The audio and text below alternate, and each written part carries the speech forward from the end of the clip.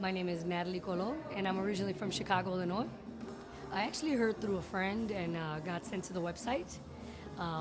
It was just somewhere that I went to begin researching, and that's how I found Thrive15. I did, of course. I've been through many processes and conferences where I felt that things were a scam and you had the person in the back of the room, and this was nothing like that. So, well, what I've really learned is that you really need a good foundation.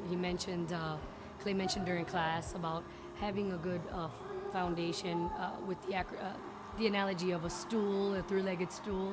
So that was really vital to really figuring out how to even start planning something like marketing and even begin to think how big something like that is and breaking it down. So I think everything that he's talked about has been about breaking things down and keeping things simpler and having workflow, which was huge for me.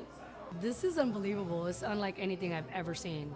No other workshop that I've been to, no other event has been anything like this. Very quaint, private, but also you get a little bit of clay on the walls and ceilings and everywhere you go. So I think it's amazing. It definitely keeps you on your toes. It's never a boring moment. And his stories are just amazing, and they all relate to what you're learning. So it's not like he's pulling a rabbit out of a hat. It's really awesome. The interaction level of every workshop, I think so far, it's just been the speed at which he's delivering the excellent content. So every minute, every hour segment that you're going through, you're getting something out of it. What I think they're missing out of is just not getting here. They got to get here, and I think that they'll find a lot of value from the minute you sit down to the minute you leave. Well, first of all, it's not motivational in the sense of like what other people feel is motivation, where you're just cheering and, get out there and go do it. He's giving you value and things to actually do. So that's number one. And number two, not having somebody at a back table.